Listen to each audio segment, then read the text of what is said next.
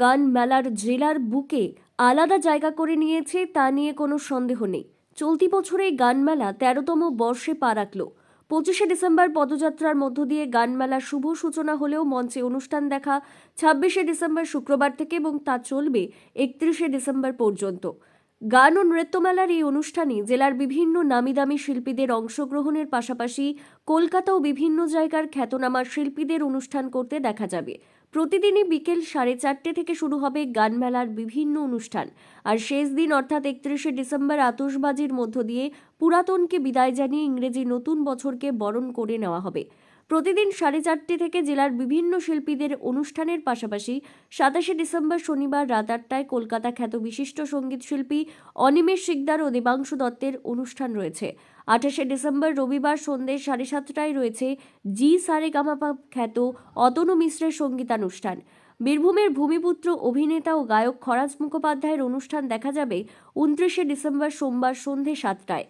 ৩০শে December মঙ্গলবার জি বাংলা সারেগামাপা ও Indian idol খ্যাত সুচন্দ্রা মণ্ডলের অনুষ্ঠান রয়েছে।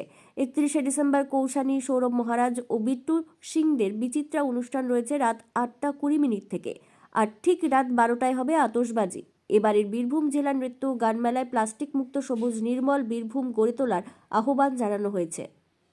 প্রেরণা যেটা সংস্থা, এরা যেভাবে এটাকে যত দিন যাচ্ছে শিউড়ি মানুষের কাছে শুধু নয়, বীরভূমের মানুষের কাছে একটা বড় বার্তা।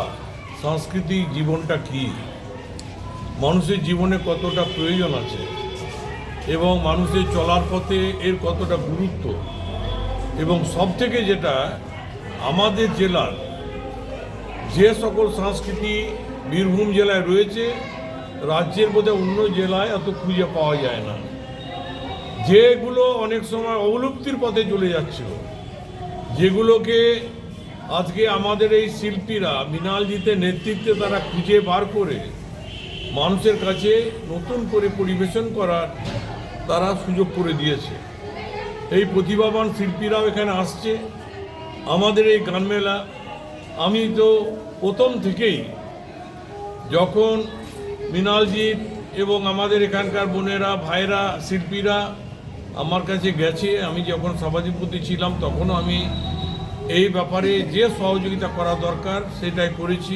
আজও যতটুকু পারি আমি এই সংস্থার পেছনে আমি আমার সামর্থ্য মতো আমি সহযোগিতার হাত বাড়িয়ে দিই।